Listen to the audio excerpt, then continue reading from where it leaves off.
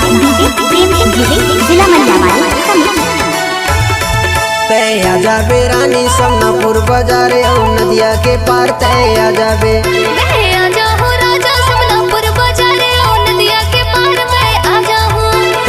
जाबे रानी समनापुर बाजारे और नदिया के पार तय आ जाबे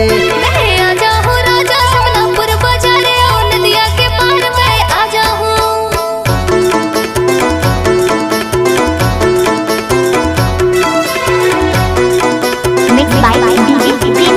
सिंह जिला मंडावाली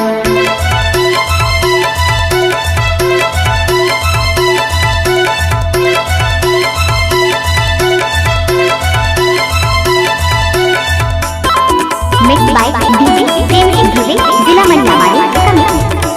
पाना रे पाना पिकरी के पाना वो मिले बरे रानी तितरी में आना वो पाना रे पाना पिकरी के पाना वो मिले बरे बही तितरी में आना वो तय आ जाबे रानी समनापुर बाजारे और नदिया के पार तय आ जाबे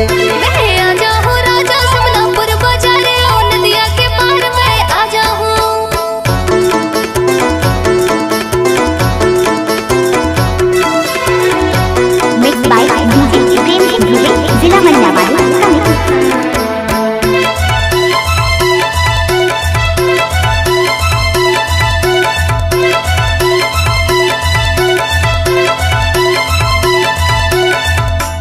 mix by DJ Prem Singh जिला मंडावाली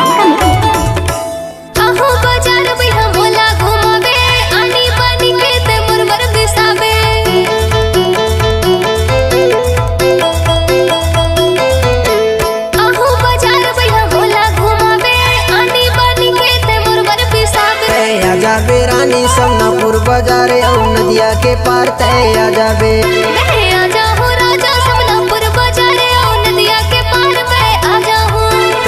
जाबे रानी समनापुर बाजारे और नदिया के पार तय आ जाबे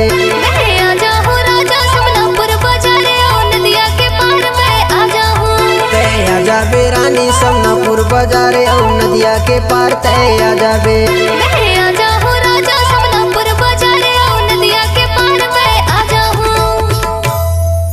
mix by DJ Prem Singh जिला मंडावाली